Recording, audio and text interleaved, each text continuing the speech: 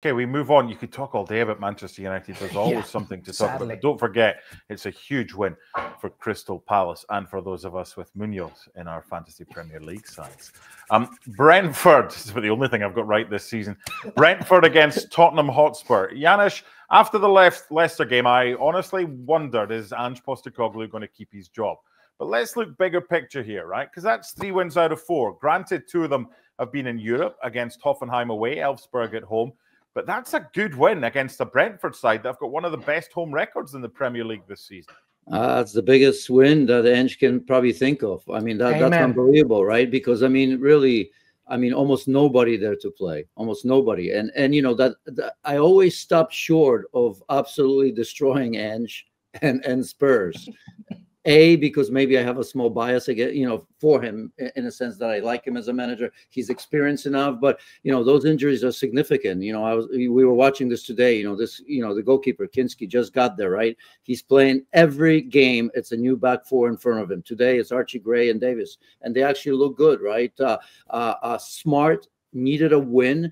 You know, we asked about plan B, which often, you know, for Amorim, which often doesn't exist for Ange as well. He just wants to go and go and go. Today was a little bit different, right? Fullbacks were staying back. There was organization. You know, Bentancur and Bissouma were relatively good, and Jet Spence was absolutely outstanding, right? I mean, when you play against someone like Mbeumo, you know, it's not easy, right? He's going to get his licks, and he did 1 or 2, but for the most part, I think for a young player like Spence, he was absolutely outstanding. So we can go, you know, talk. Even someone like Richarlison, who didn't do anything all game for the most part, but that block shot, and escapes me, who had that? It was Mbeumo, I think, just before halftime, where he, you know, put his body in front of him, hit him in the head. I mean, that's key. So look, I mean, it didn't matter how, but they got it done. And boy, oh boy, how far is that win going to go? I have a feeling, you know, it's a big time point in the season for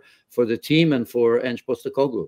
Well, you look at their next games coming up, and they're not easy. They're not easy at all. They've got a League Cup tie, second leg against Liverpool. They've got some rascal games in the Premier League as well. But is this an example, LME, of the patience that we always ask for in football that just doesn't exist, and the abuse, verbal abuse that's given to Daniel Levy for various things, the fact that he has taken into account all the injuries that Ange has to deal with right now, and I'm not saying he's given him the vote of confidence, but he's not chopped him yet, he's not fired him yet.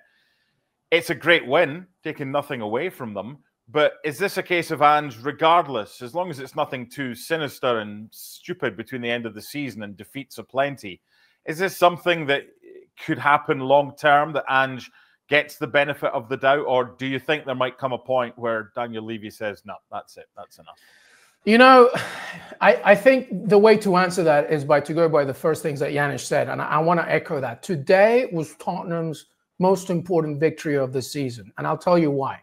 Because this entire season under Postecoglou, they've been all or nothing, right? We have seen them destroy Manchester City and then be embarrassed by Ipswich, right? It's just one way or the other.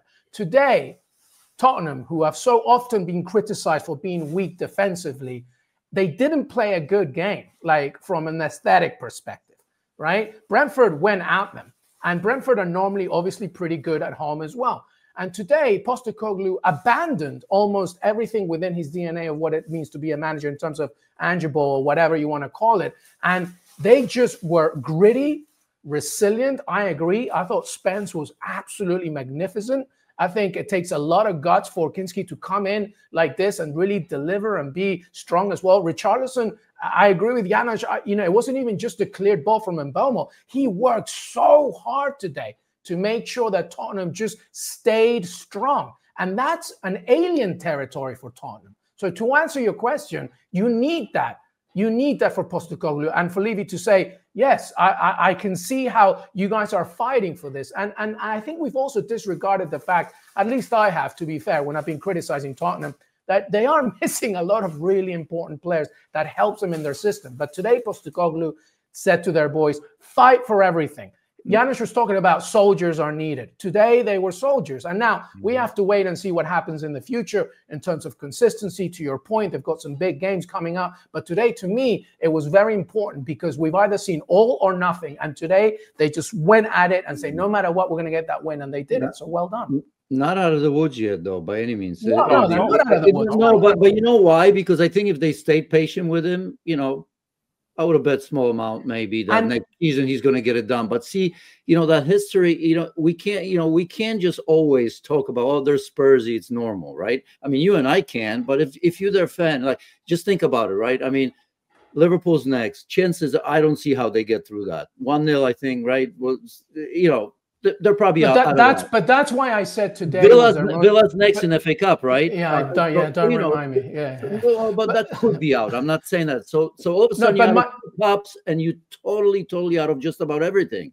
So but that's why I said, that's why I said that today was their most important victory, because it was a signification, an example of them. We don't have to go all out in one way. We can win more ways than one, and they have to be consistent. And by the way, MD, Levy's backing him financially as well, because they're out obviously being active in the transfer window. So they have to keep going, like Janusz said, absolutely. But today, a really important win.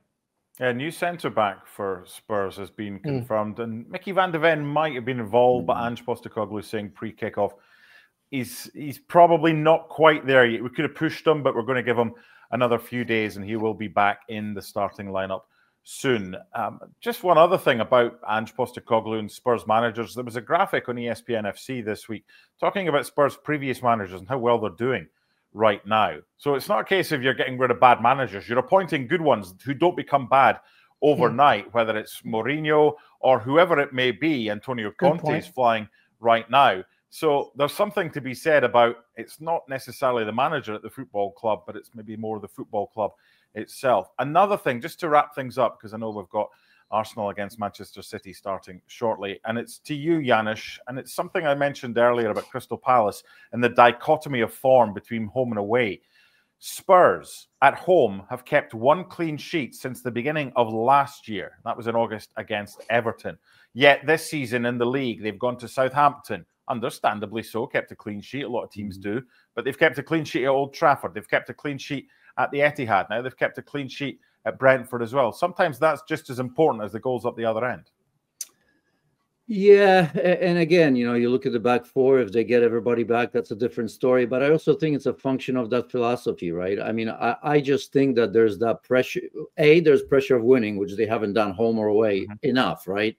Yeah. So there's that. And then when you come home and you have so much attacking power still, because they have enough going forward at the moment, and you have the philosophy of Ange, who continues to tell us that we're not changing that philosophy, we're going after teams.